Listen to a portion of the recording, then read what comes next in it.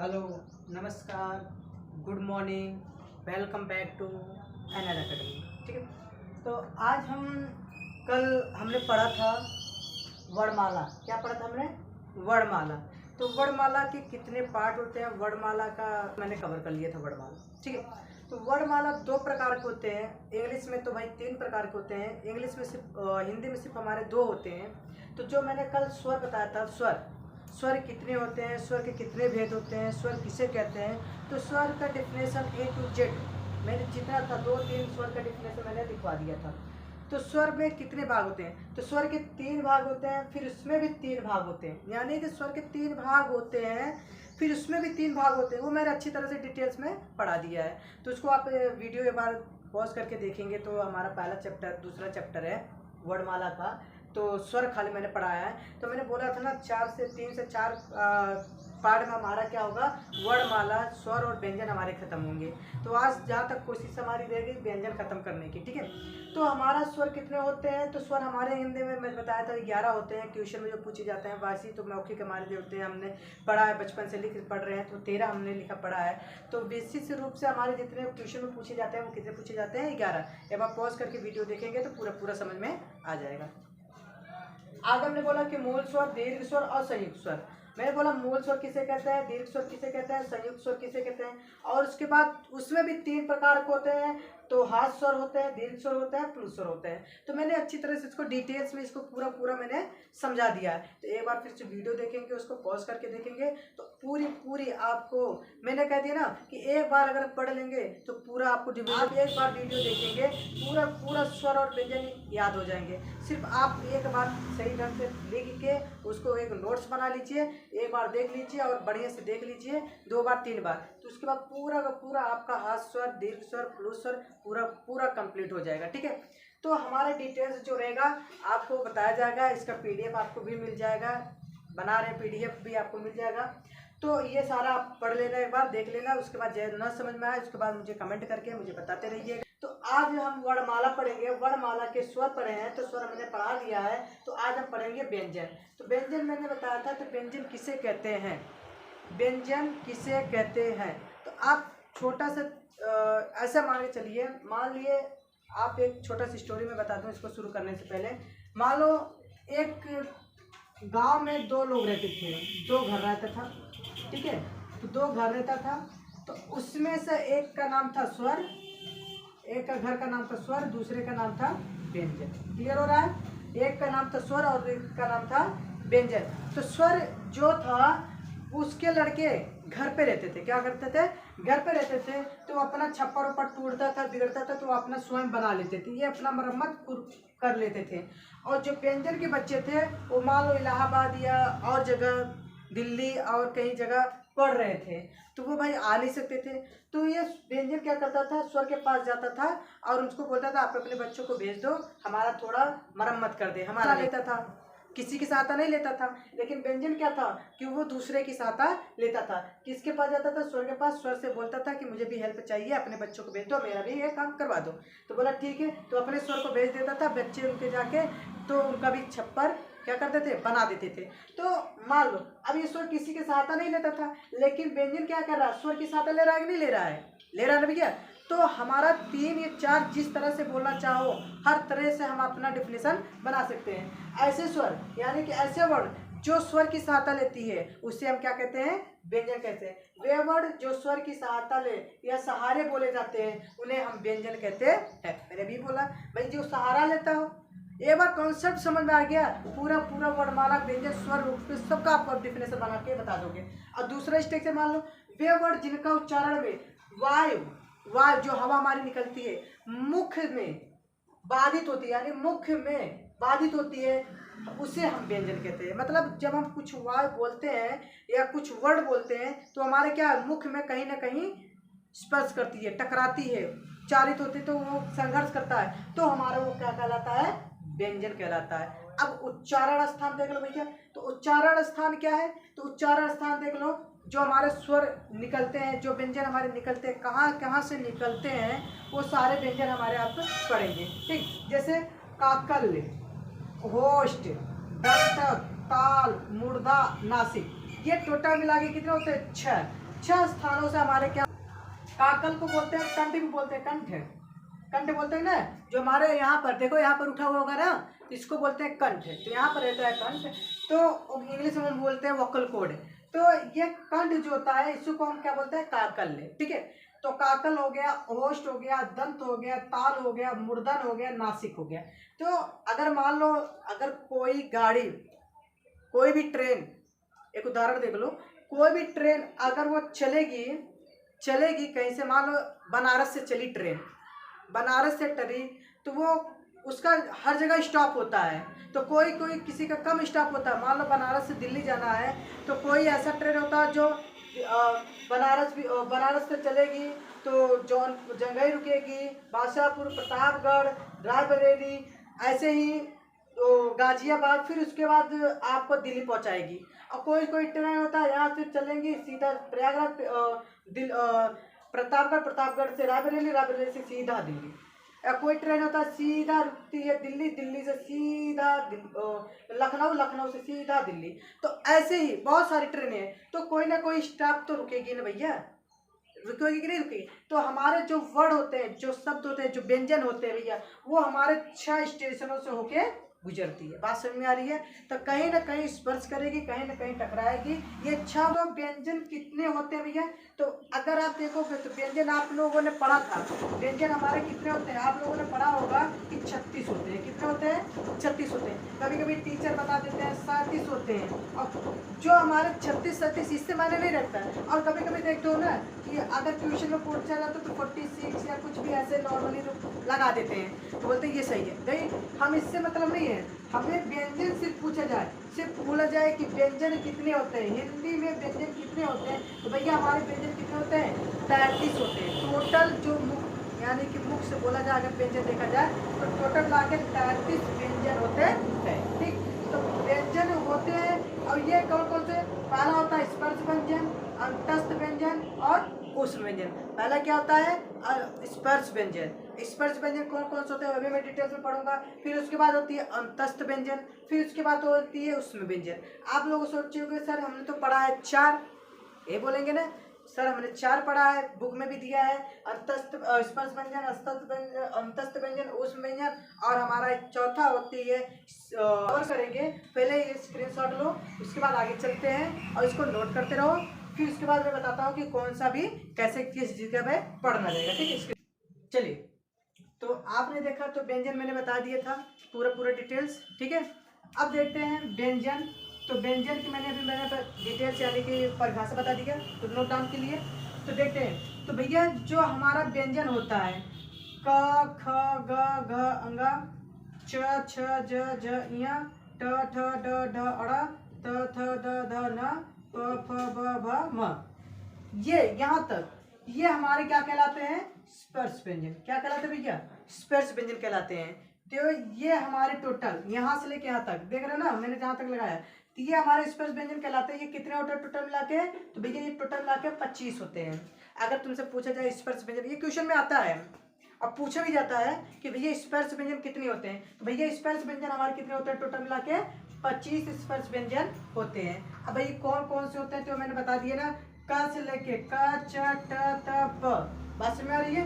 तो क च ट त प से लेके यानी क से लेके म तक, अगर शुरू से देखो क से लेके म तक हमारे जो वर्ड कहलाते हैं, जो वर्ड है, व्यंजन है, वो हमारे क्या कहलाते हैं, स्पर्श व्यंजन कहलाते हैं। इसका डेफिनेशन क्या होगा, वे व्यंजन जिनके उच्चारण में निकलने वाली वायु, बात समझ में आ रही है, ये व्यंजन जिसका उच्चारण में निकलने वाली वायु स्थानों को स्पर्श करते हुए यानी स्पर्श करते हुए बाहर निकलती है, उसी को हम स्पर्श व्यंजन कहते हैं।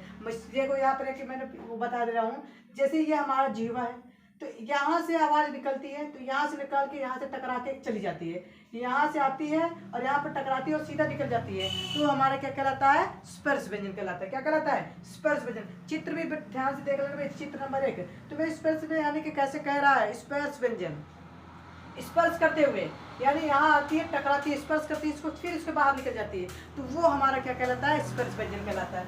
तो इसको हम क्या करते हैं, 5 वर्गों में बांटा गया है। इसको हम 5 वर्गों में बांट कर इसका नामकरण क्या करते हैं, पहले वर्ण के नाम से किया गया है। तो भाई इसका जो नामकरण किया गया है तो उसका पहले अक्षर, जो पहला अक्षर होगा उसी से हमने क्या कर दिया, इसका नामकरण भी कर दिया।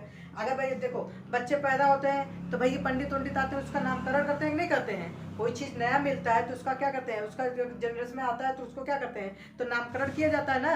घर में हर बच्चे होते हैं तो भैया हर जगह हर गार्जियन क्या करते हैं, उसका नाम रखा जाता है। अगर नाम ना रखे जाए तो क्या बुलाएंगे।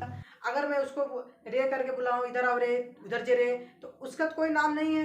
तो जब उसको करेंगे, उसको बोलेंगे तो ये अच्छा वर्ड लग रहा है, नहीं लग रहा है ना, बोलने भी अच्छा नहीं लग रहा है और उसको सुनने में भी अच्छा नहीं लग रहा है। तो क्या हुआ, तो इसको एक नामकरण किया गया भाई। जब इसका आया तो इसको एक नामकरण में बदला गया।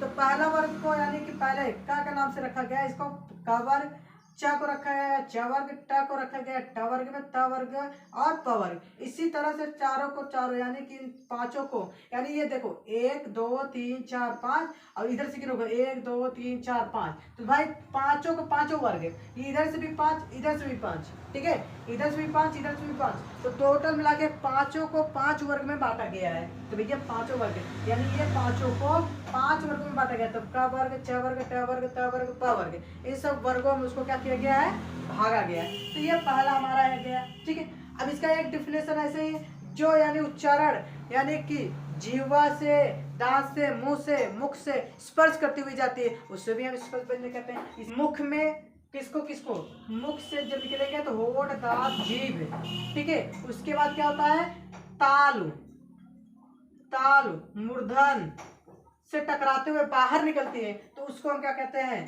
हम कहते हैं स्पर्श व्यंजन, ठीक है। तो ये हमारे स्पर्श व्यंजन से टकराते हैं। मैं इसका एक चित्र बनाऊंगा, उसको और अच्छी तरह से समझ में आ जाएगा। उसके बाद अगला देखते हैं अंतस्थ व्यंजन। क्या होता है दूसरा हमारा अंतस्थ व्यंजन। मैंने लिखा है ना 3 प्रकार के व्यंजन है, तो जिसमें जिसमें हमने बात के लिए डिवाइड कर दिया था। देखो यहाँ पर एक बार समझ लो, मैंने बोला स्पर्श व्यंजन, स्पर्श व्यंजन कितने होते हैं भैया, तो 25।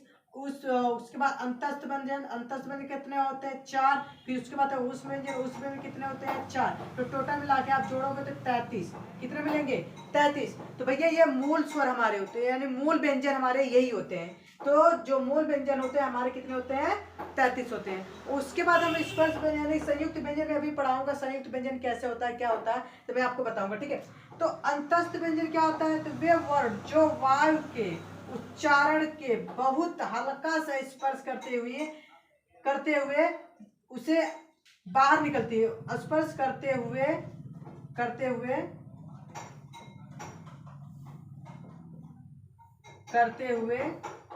बाहर निकलती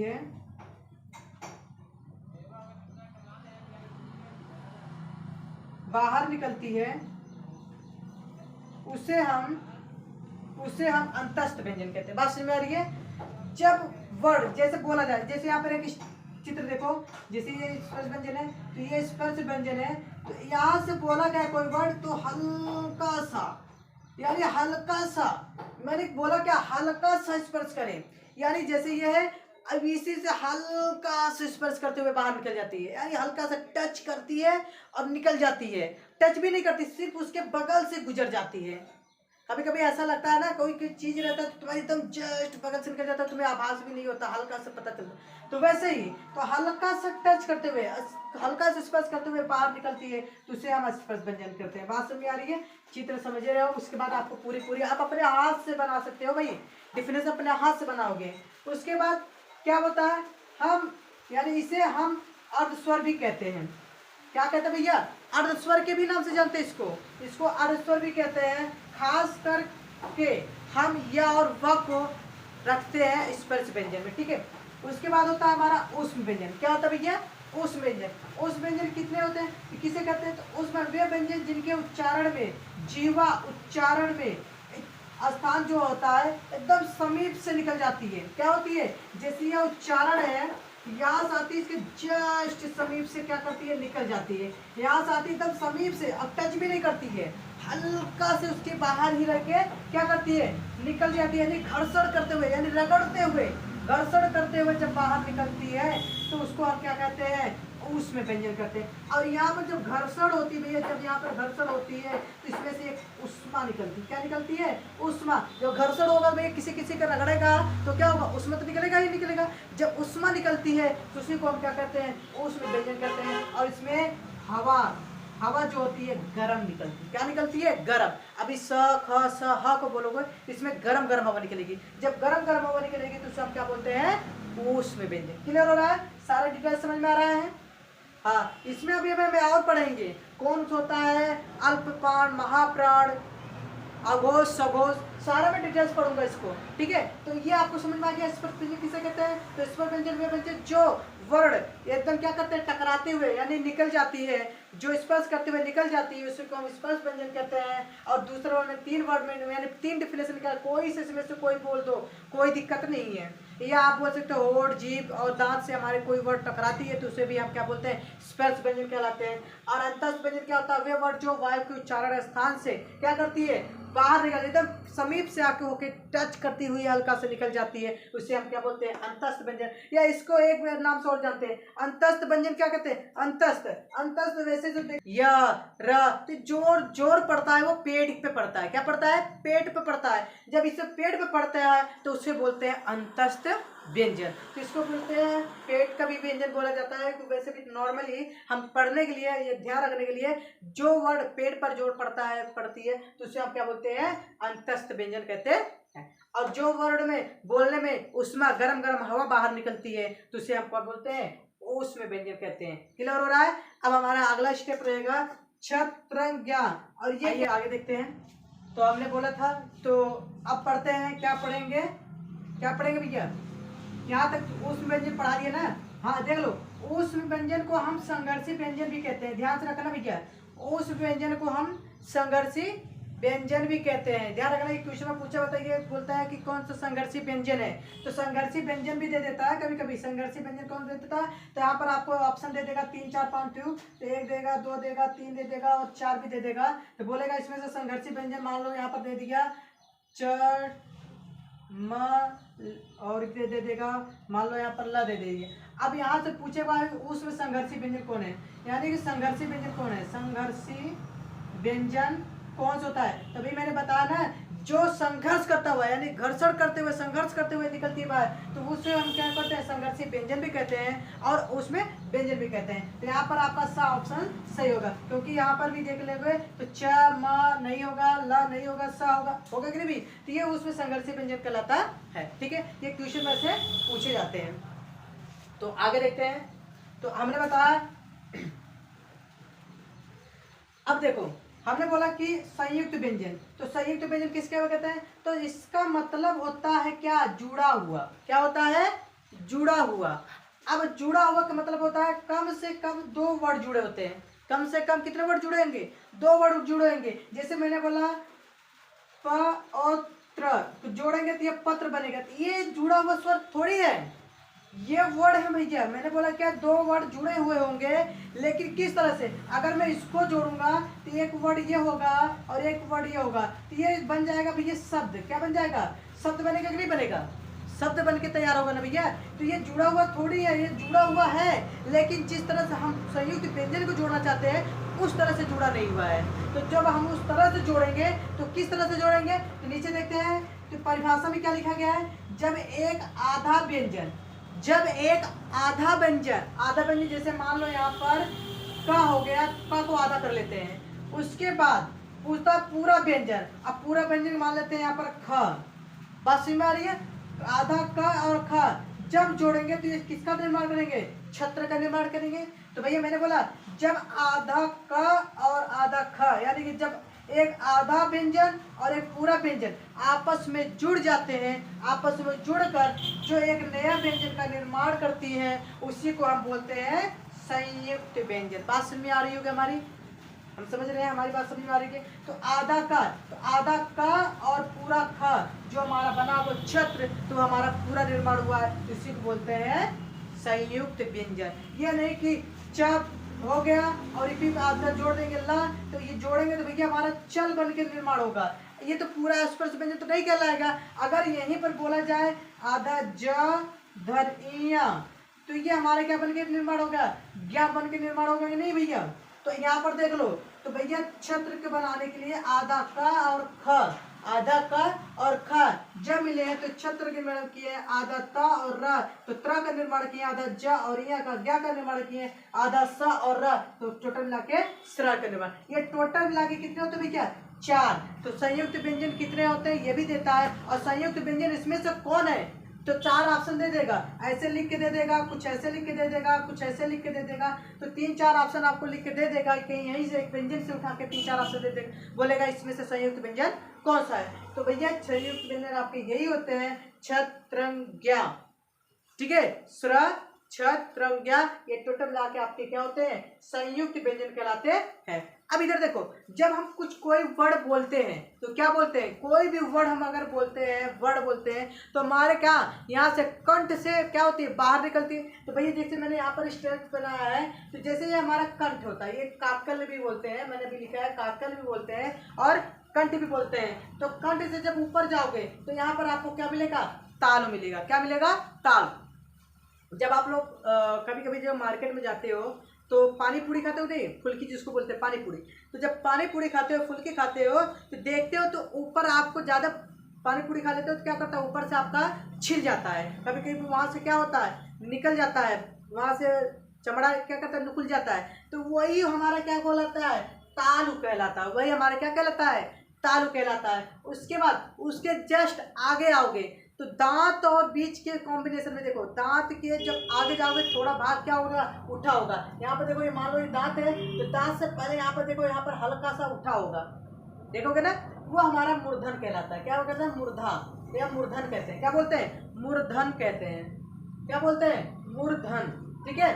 उसके बाद जस्ट उसके बाद आओगे तो आपको दांत मिलेगा, क्या मिलेगा दांत, जिसको बोलते हैं दंतक या दांत, ठीक है। उसके फिर बाद आओगे जब होठ, जब हमारा होठ बंद होता है तो उसे बोलते हैं होठ, ठीक है। अब यहाँ से कैसे होता है, अब यहाँ पर देखो कंठ से तो जो क वर्ड निकलता है क ख ग घ अंग, ये हमारे कंठ से निकलते हैं। कहाँ से निकलते हैं भैया कंठ से निकलते हैं। तो जब कंठ से निकलते हैं तो हमारा क्या कहलाएगा, क्या कहलाएगा भैया कंठ से जब निकलेंगे तो हमारा क वर्ग जो इतने भी होंगे हमारे कंठ से बोले जाते हैं। ताल तो भैया च छ ज ट ठ ड ढ अड़, क्यों बात समझो। अगर कोई व्यंजन अगर बोलोगे तो देखो च च छ ज छ, तो च छ जो हमारे च वर्ग का, तो च वर्ग जितने वर्ड हैं वो हमारे ताल से लड़ते हैं। कहाँ लड़ते हैं ताल से।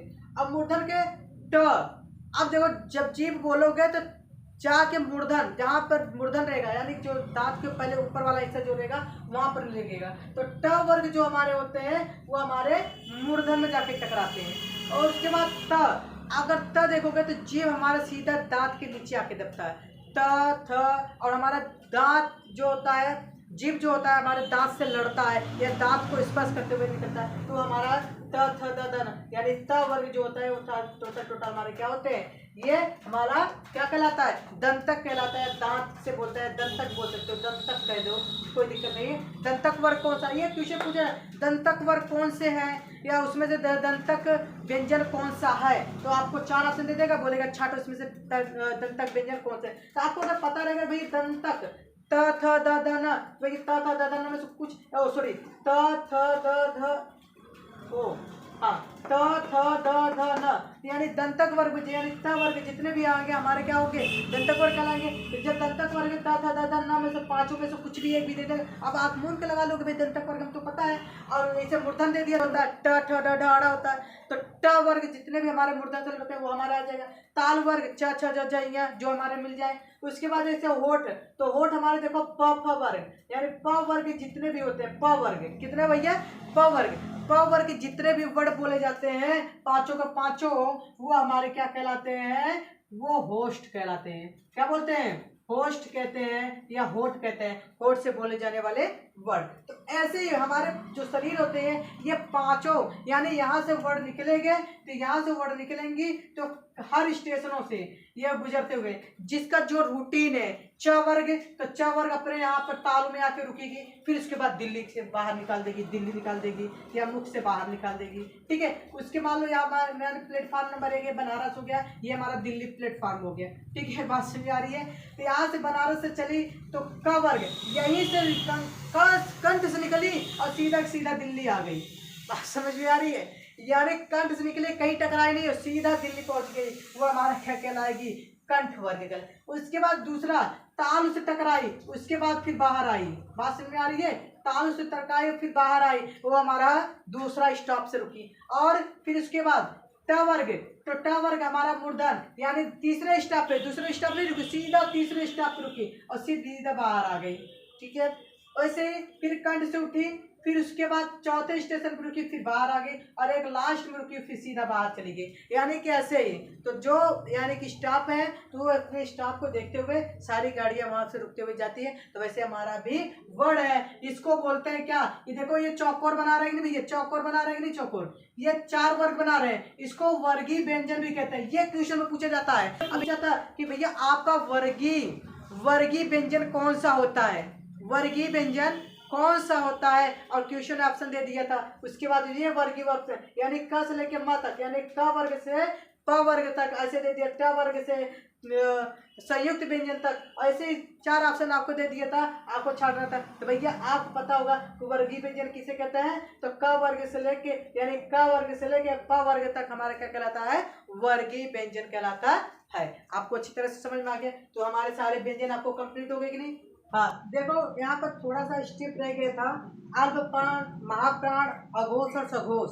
तो हम डायरेक्टली इसके अंदर ना हिल के मैं आपको इसका एक चैप्टर बनाऊंगा, खाली आप देख लीजिए अघोष और सघोष क्या कहते हैं। अघोष किसे कहते हैं, सघोष किसे कहते हैं, अल्प प्राण किसे कहते हैं, महाप्राण किसे कहते हैं।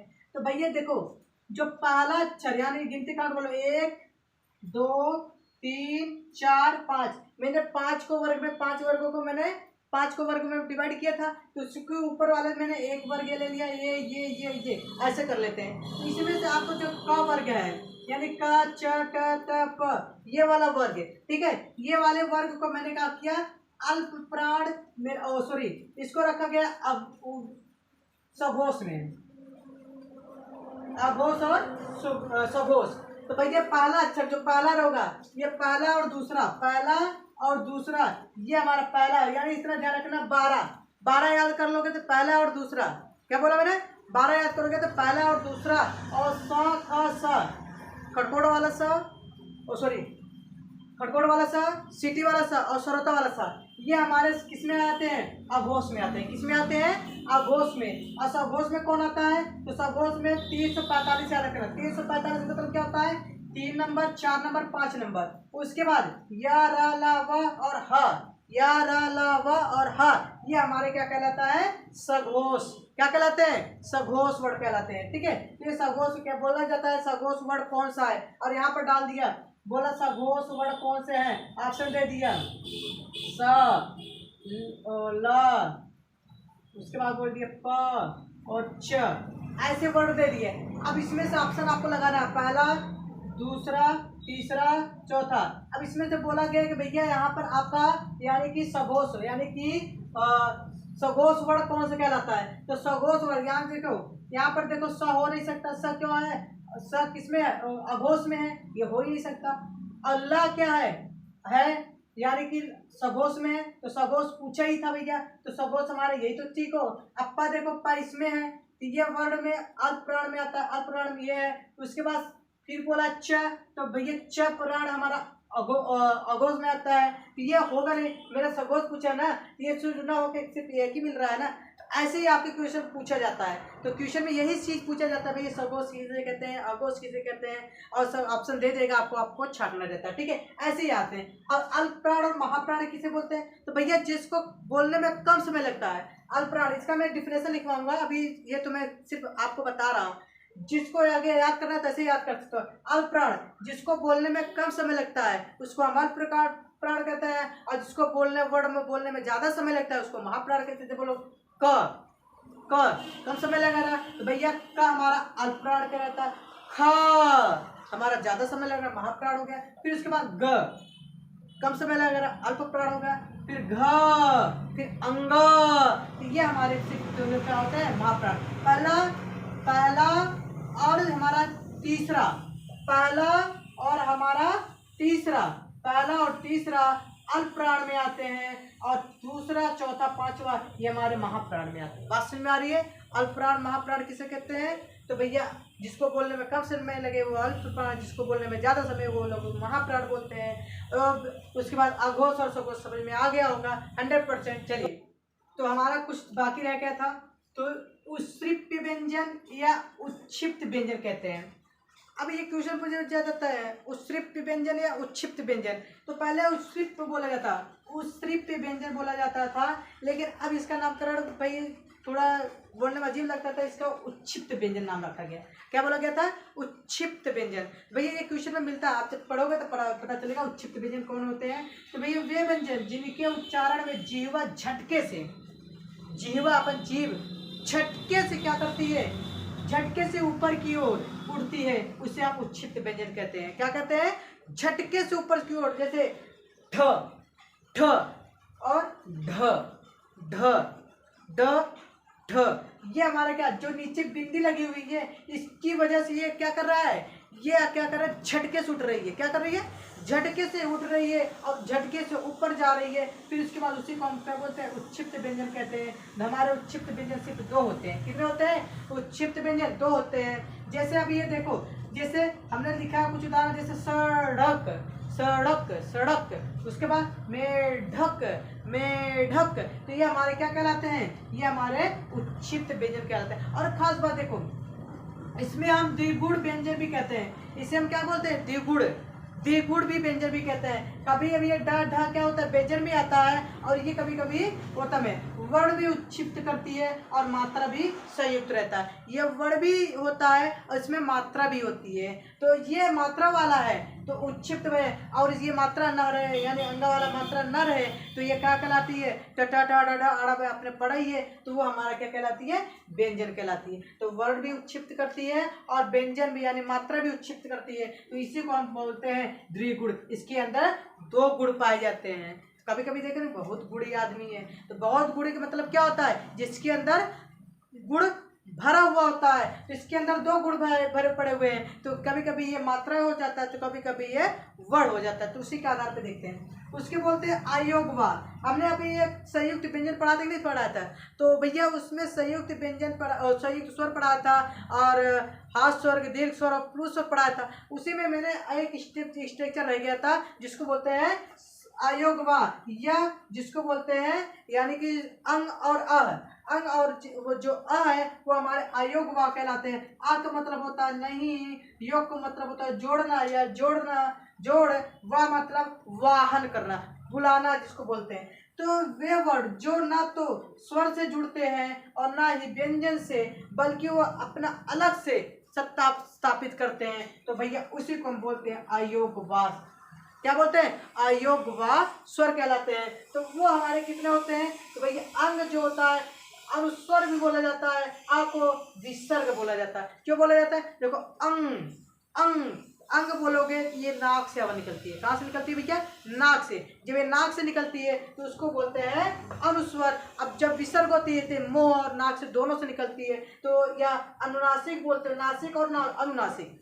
इसे नासिक और अनुनासिक भी बोला जाता है, अनुस्वर और विसर्ग भी कहा जाता है। तो ये टोटल मिला के आपके दो होते हैं। तो भैया ये आपका स्टेप रह गया था, ये आपका पार्ट रह गया था, इसको भी मैंने पूरा कर दिया। उत्क्षिप्त व्यंजन भी पूछा जाता है, अयोगवा भी पूछा जाता है। उत्क्षिप्त व्यंजन दो होते हैं, तो भैया अयोगवा भी आपके कितने होते हैं?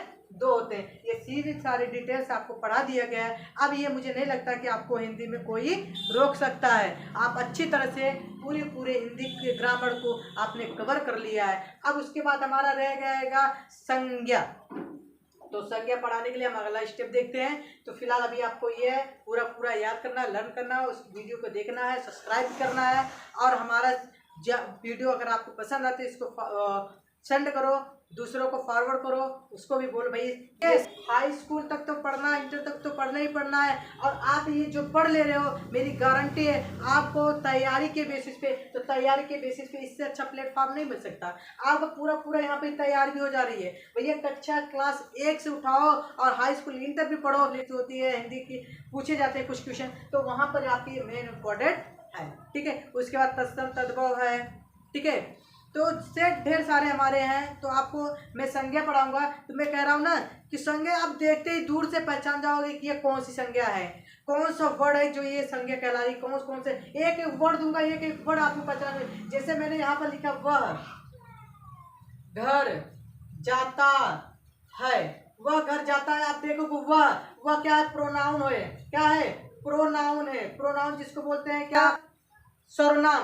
आप क्या बोलोगे, ये सर्वनाम है, सर्वनाम है।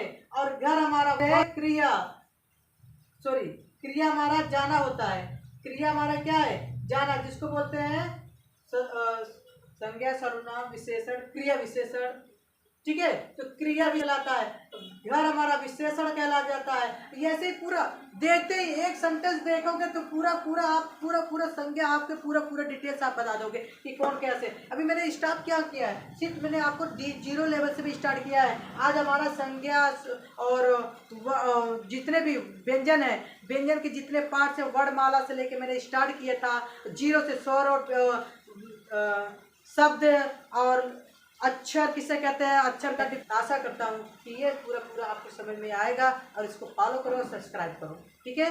तो आगे नेक्स्ट वीडियो में आएंगे, तो आपका एनएल एकेडमी में आपका स्वागत रहेगा। धन्यवाद।